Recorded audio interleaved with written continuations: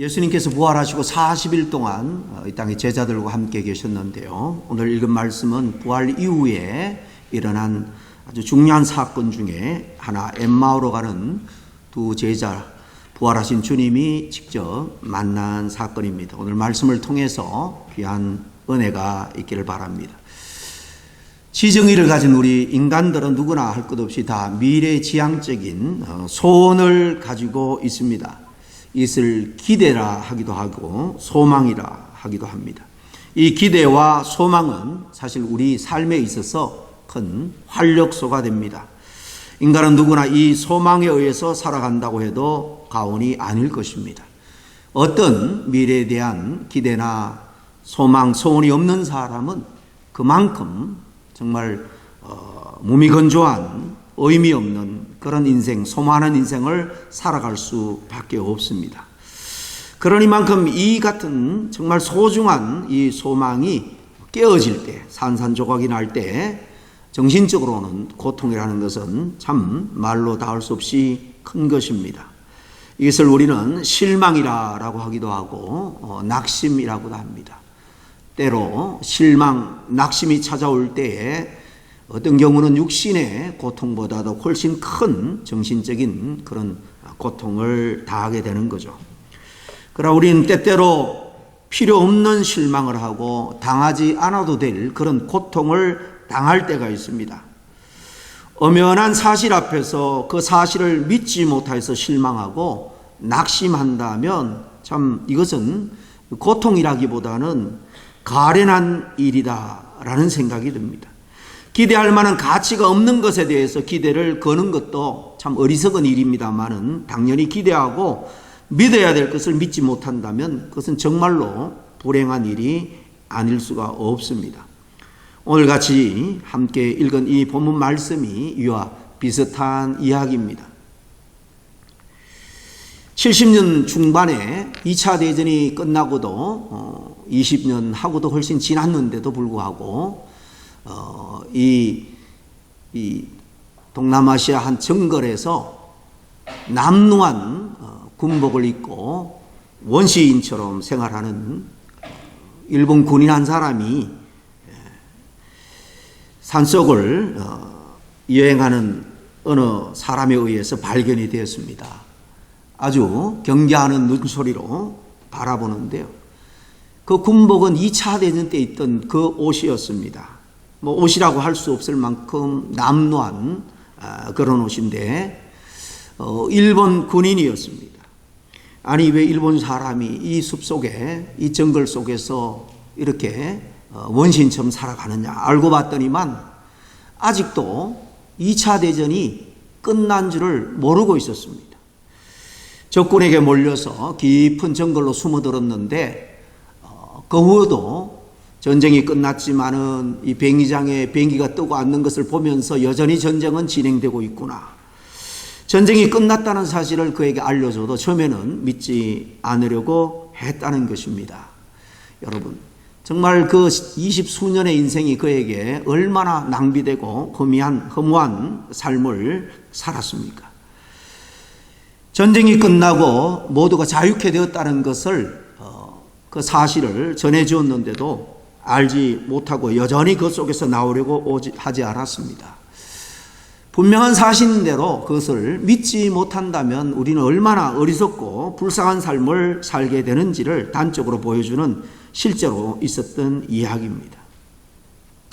지난 주일은 우리가 부활주일 감사 예배를 드렸습니다. 오후에는 정말 찬양제로 은혜 가운데 드렸습니다. 사망 권세를 이기고 부활하신 우리 주 예수 그리스도, 그리고 그분은 우리의 부활의 첫 열매가 되신다는 사실을 우리가 다시 한번 확인하면서 이 가슴 벅차오르는 그런 감격을 우리가 다시 한번 누렸습니다.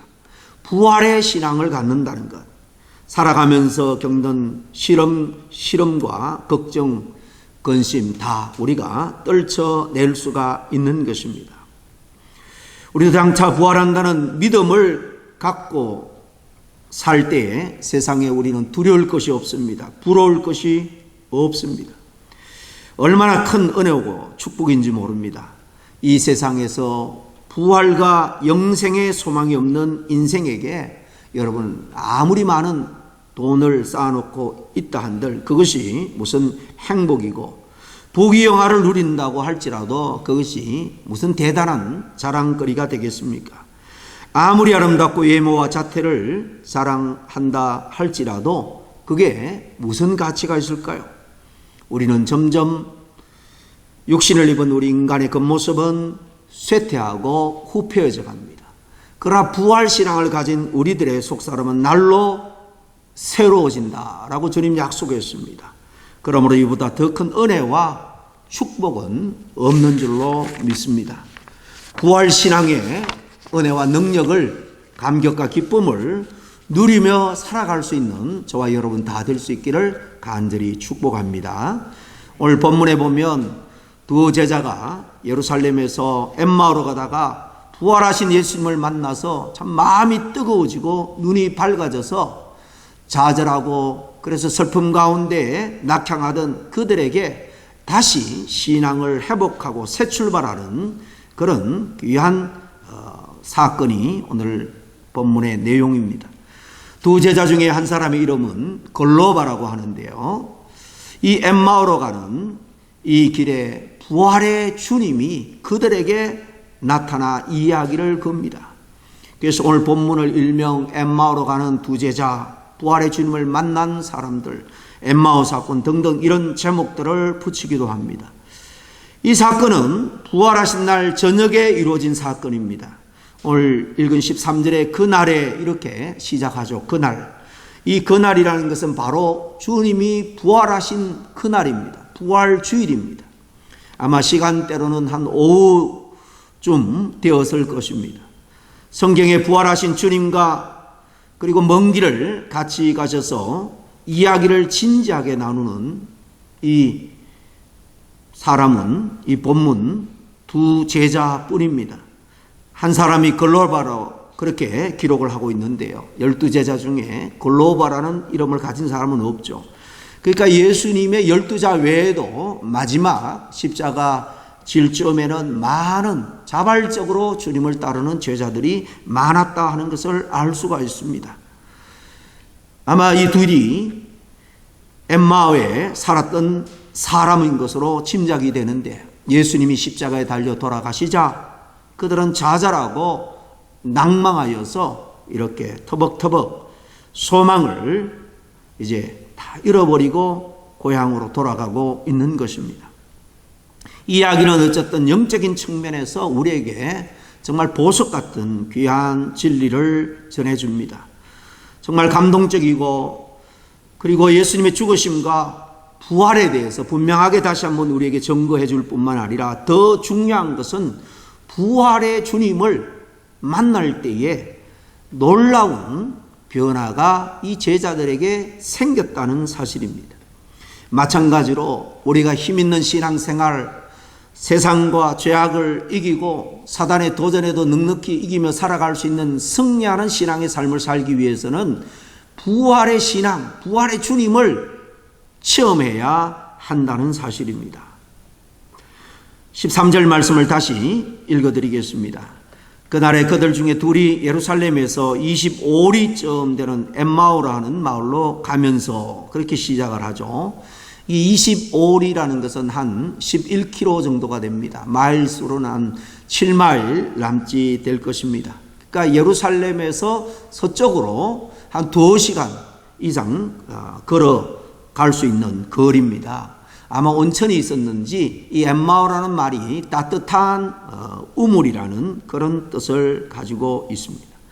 두 제자는 지난 유월절 때에 예수님께서 그 예루살렘에서 어떻게 고난을 받고 십자가에 달려 돌아가셨는가 이 이야기를 자기가 그동안 쫓았던 스승에 대해서 좌절하고 실망한 이야기를 둘이 길을 가면서 하고 있었습니다. 그 길에 부활하신 예수님께서 자기가 누구인지를 밝히지 않고 함께 합류하면서 그들의 이야기를 들어주셨고 또 이야기를 나눴지만 그들은 눈이 가리워져서 예수님인 줄을 알지를 못했습니다. 그리고 18절에 보면 글로바가 당신이 예루살렘에 체류하면서도 요즘 거기서 된 일을 혼자만 알지 못하느냐? 참 의아하다라는 듯이 예수님께 묻자 주님이 무슨 일이 있었느냐 능청스럽게 모른 척합니다. 그랬더니 그때부터 6월절에 예수님께서 어떻게 재판을 받고 또 고난 가운데 십자가에 달려 돌아가셨는가 하는 내용을 줄줄이 이야기를 합니다. 이 말을 다 들은 예수님께서 오늘 말씀 저 뒷부분 25절 이하에 보면 이러시되 미련하고 선지자의 말한 바를 더디 믿는 자들이여, 그러면서 책망합니다. 모세와 모든 선지자의 글로 시작하여서 모든 성경에 쓴 바 자기에게 관한 그 이야기를 자세히 설명을 해 주었다라는 것입니다. 이렇게 진지하게 대화를 하면서 가다가 보니까 엠마오 마을까지 다 도달하게 되었습니다. 그렇지만 예수님은 계속해서 더 가려고 하는 것처럼 보이니까 오늘 읽지는 않았습니다만은 이 이야기가 뒤로 계속되는데요. 29절에 두 제자가 예수님에게 강권하길 우리와 함께 유하사이다 하니 마침 때가 저물어 가는 거로 그들과 함께 유하러 들어갔더라라고 합니다. 그리고 그 다음 30절에 보니까 그들과 함께 집에 들어간 예수님은 함께 음식을 잡수실 때 떡을 가지사 축사하시고 떼어 그들에게 주었다라고 합니다. 이것은 마치 오병이어기적 주님이 축사할 때 수많은 사람들이 즐겁게 하기를 정말 다 모면하고 함께 풍성한 음식을 나눈 기적, 그리고 마지막 6월절 만찬에서 주님이 떡과 포도주를 나누어 주던 마지막 만찬을 연상시키게 해주는 사건입니다. 다른 말로 하면 예수님이 제자들 둘과 함께 사실 사랑의 예찬을 나눈 겁니다. 이제 떡을 나누는 순간 눈이 밝아지고 이렇게 부활의 주님이 자기 앞에 있다라는 사실을 그제서야 깨닫게 되었습니다. 그 순간 예수님은 그 자리에 떠났습니다. 주님은 당신의 사명을 다 완수했으므로 떠나신 거예요. 주님은 더 이상 그들과 함께 있을 필요를 느끼지 못했던 겁니다.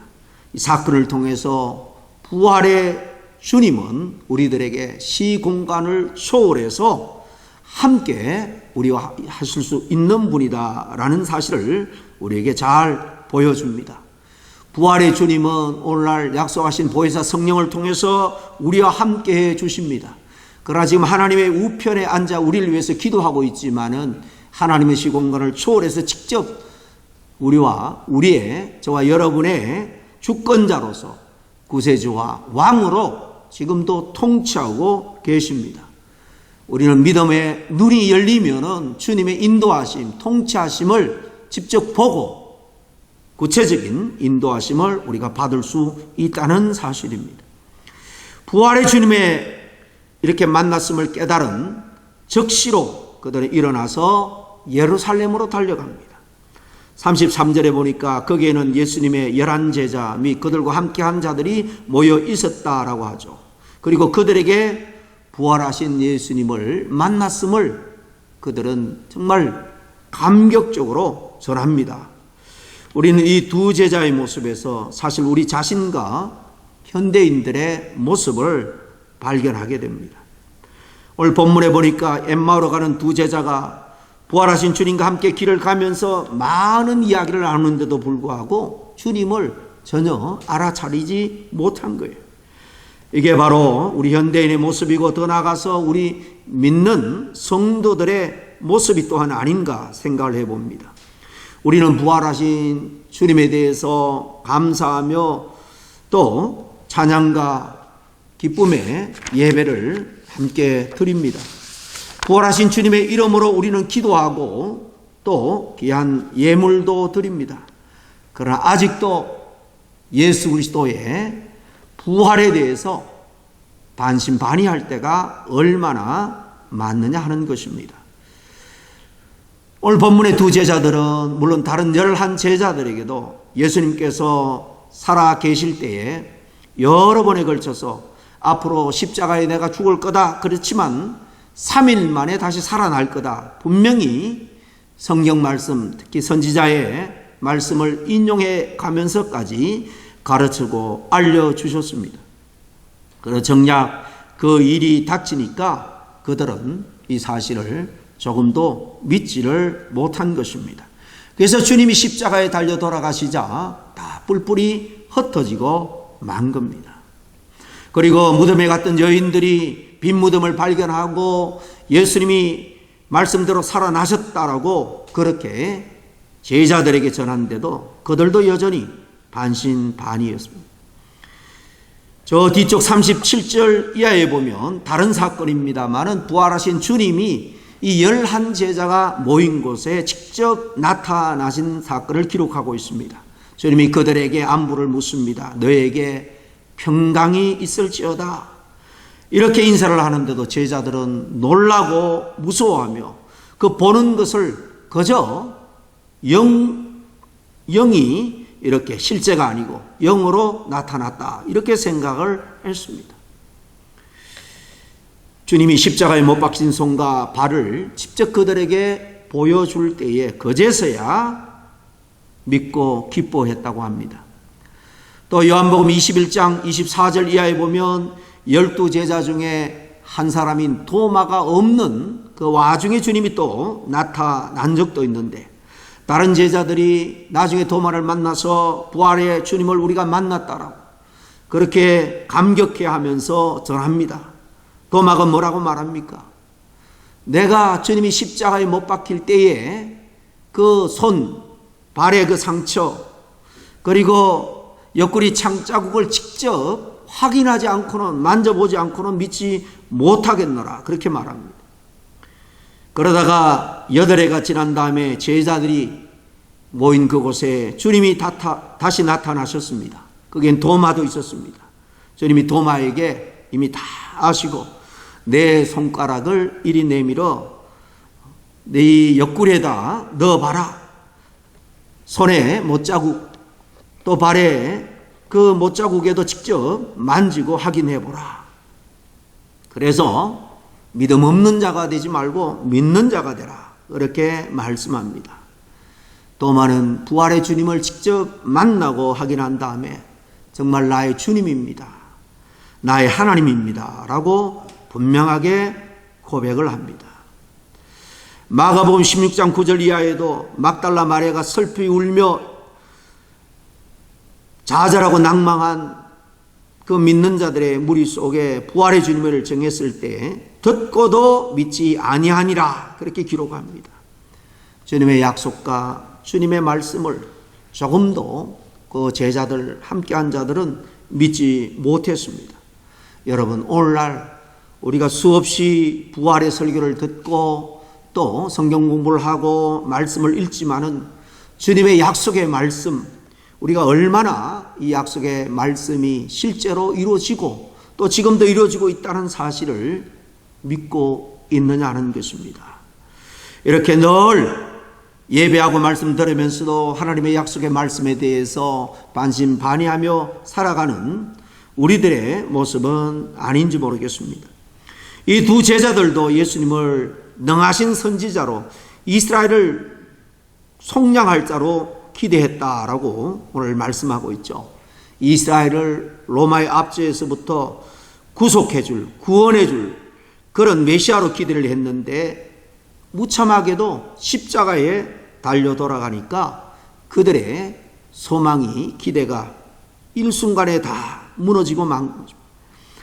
십자가에 달려 돌아가신 주님을 바라볼 때 이제 더 이상 그에게 능한 모습도 발견할 수 없고 강하지도 않고 이스라엘을 구속할 만한 어떤 권세도 없어 보이니까 다 뿔뿔이 흩어졌습니다. 부활의 주님이 직접 동행하는데도 불구하고 이야기를 하는데도 불구하고 부활의 주님을 알아채지 못하니까 여전히 슬픈 기색, 좌절과 낭망의 모습으로 세상을 향해서 다시 두 제자가 돌아가고 있는 것입니다. 아마 기대가 컸으니 절망도 그만큼 더 컸을 것입니다. 이 두 사람은 지난날의 일들을 회고하면서 서로 너뚜리합니다. 한숨을 지어가면서 엠마로 가고 있는데 그 대화에는 조금도 어떤 희망을 찾아볼 수가 없었습니다. 오늘 많은 사람들이 하나님을 믿다가 하나님을 등지고 석양을 향해서 길을 가고 있는 모습입니다. 수년간 코로나를 겪었고 여전히 이 세상에는 자연재해와 또 전쟁의 소문, 경제적인 문제, 근심 걱정거리에 우리 현대인들, 우리 믿는 자들조차도 정말 이럴 때일수록 은혜의 자리를 사모하기보다는 세상에서 어떤 소망을 찾기 위해서 헤매다가 죄악의 자리로 내려가고 있는 그런 성도들이 얼마나 많은지 모릅니다. 처럼 예수님의 십자가 죽음으로 엠마오로 가던 두 제자의 마음은 냉가리처럼 식었습니다. 마음속에는 크게 절망뿐입니다. 사랑의 열정과 불꽃은 다 꺼져버렸습니다. 기대가 무너졌고 희망도 다 사라졌습니다. 이제 모든 것을 포기하고 세상을 향해서 나아가고 있는데 이미 그 마음은 차디찬 상태였습니다. 여러분, 사람의 마음이 식어버리면 삶에 대한 열정도, 그리스도인도 믿음이 식어버리면 하나님을 사랑하는 열정도, 하나님에 대한 사명에 대한 열정도 식어버립니다. 사는 재미도 사라지게 되죠. 그런데 오늘 말씀해 보니까 대반전이 일어납니다. 부활의 주님을 영안이 열려서 보게 됩니다. 특별히 말씀을 들을 때에 마음이 뜨거워지는 체험을 합니다. 그렇습니다. 언제 마음이 여러분 뜨거워집니까? 마음이 뜨거워질 때 우리는 주님을 사랑하게 됩니다. 마음이 뜨거워질 때 주님께서 맡겨주신 사명도 감당할 수 있습니다. 그렇습니다. 생명의 말씀을 듣고 깨달을 때 우리의 마음이 뜨거워집니다. 왜냐하면 말씀이 깨달아지는 데는 성령이 역사하기 때문이에요. 성령은 두나미스, 다이너마이트 같은 강력한 파워, 능력을 가진 하나님의 영입니다. 우리 주님의 영입니다. 우리가 말씀을 사모하고 깨닫게 될 때에 성령이 역사합니다. 우리가 주님을 간절히 기대하는 마음으로 전적으로 의지하여 기도할 때에 성령이 역사합니다. 성령이 역사할 때 우리 마음은 뜨거워지고 진리를 진리로 깨닫게 되고 또 깨달은 바 주님의 말씀에 순종하며 살아갈 힘을 얻게 되는 것입니다. 여러분, 하나님의 말씀을 늘 가까이 하고 그 말씀의 진리를 진리대로 깨달을 때마다 우리의 마음속이 뜨거워질 수 있기를 바랍니다. 신앙생활이 마지못해서 남의 눈치 때문에 남의 권고 때문에 억질로 수동적으로 감당하는 그런 신앙생활이 아니라 정말 내 마음이 뜨거워져서 주님의 사랑, 주님께서 내게 약속하신 그 비전, 소망이 얼마나 대단하고 위대한 걸 분명히 붙들고 정말 감격적으로 신앙생활을 할 수 있는 저와 여러분들이 다 될 수 있기를 간절히 소원합니다. 특별히 주님과 함께 떡을 나눌 때에 그들의 눈이 밝아졌습니다. 여러분, 주님께서 저와 여러분의 영안을 늘 밝게 열어주시기를 바랍니다. 주님은 사도 바울이 로마서에 하나님의 신령한 모든 것들이 이 피조물 속에 다 거기에 나타나 있다라고 말합니다. 전도를 받지 못한 사람도 주님 앞에 섰을 때 핑계하지 못합니다. 결코 인간은 조금만 자기 양심을 따라서 자기 자신 또 세상의 이치를 돌아보면 인간은 스스로 구원할 수도 없고 죄인 노릇할 수 없다는 것을 너무나도 잘 압니다. 전지전능한 하나님께서 이 귀한 우리가 살아갈 환경, 피조 세계를 질서 가운데 만들어 주셨음을 얼마든지 인간의 본성으로 깨달을 수 있다는 거예요. 더 나아가서 특별한 계시로 하나님은 우리에게 기록된 말씀을 남겨주셨고 또 성령의 감동을 통해서 계속해서 우리에게 깨우쳐 주기를 원합니다. 그런데 우리는 영적인 눈이 어두워져 있을 때에 결코 그 모든 것을 밝히 보지 못하는 것입니다. 여러분, 우리의 지혜가, 우리의 지식이 아무리 뛰어나고 출중해도 여러분, 성령의 깨닫게 하시는 은혜와 능력이 없으면 신령한 것을 볼 수도 깨달을 수도 없습니다. 그래서 더욱더 우리의 마음에 정말 답답한 그런 우리의 마음이 은혜로 가득 채워지고 정말 어두워졌던 눈이 밝아지고 다시 하나님을 향한 사랑과 열정으로 불타오를 수 있기 위하여서 우리가 특별히 성령의 은혜와 능력을 잊기를 간절히 소원해야 될 줄로 믿습니다. 오늘 말씀의 정점은 이렇게 영안이 밝아지고 하나님의 말씀을 깨달음으로 말미암아 마음이 그들이 뜨거워졌을 때 그냥 그 자리에 즐거워만 하고 있지 않았다는 것입니다.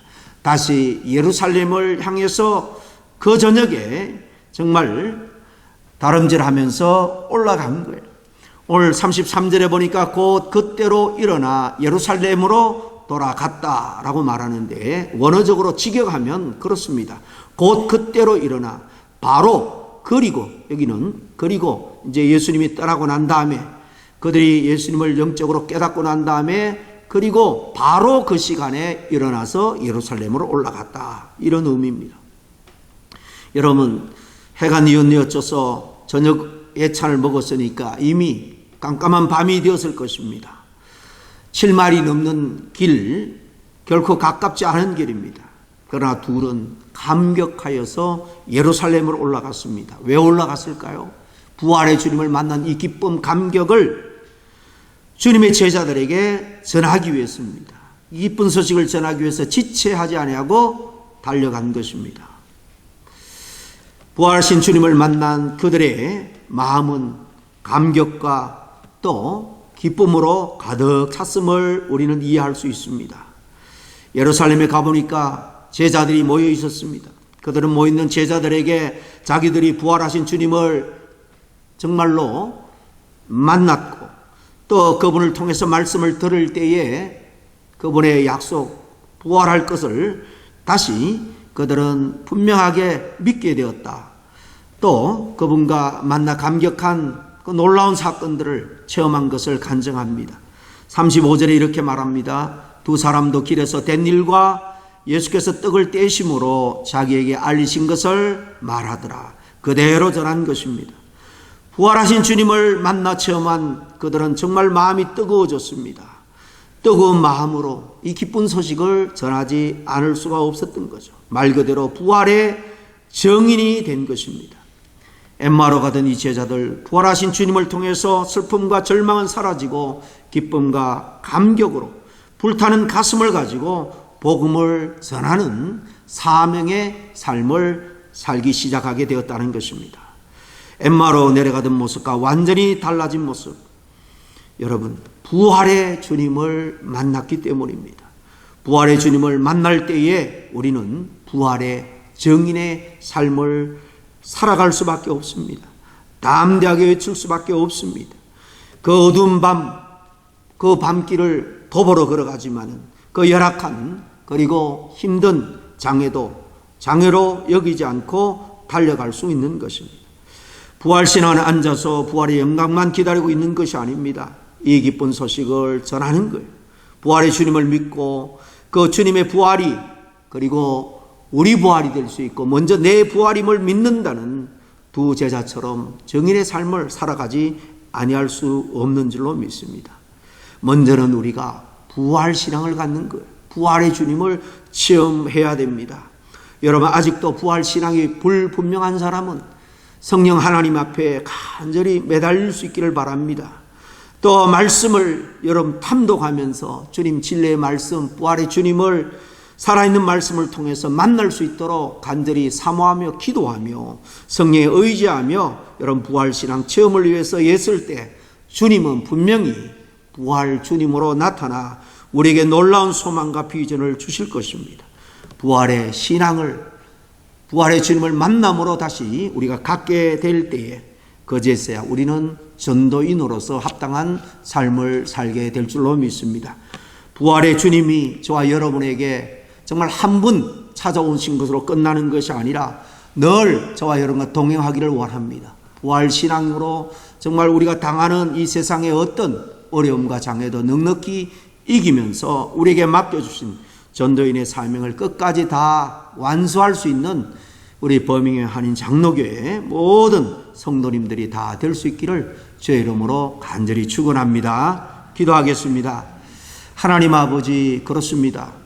우리가 그리스도인으로서 능력 있는 삶, 주님의 사명을 우리가 감당하기 위해서는 정말 이 제자들처럼 좌절하고 낭망한 심령에 부활의 주님을 다시 만나는 일밖에 없는 줄로 믿습니다. 주님의 말씀을 듣고 깨닫게 될 때에 그들은 부활의 주님을 만났습니다.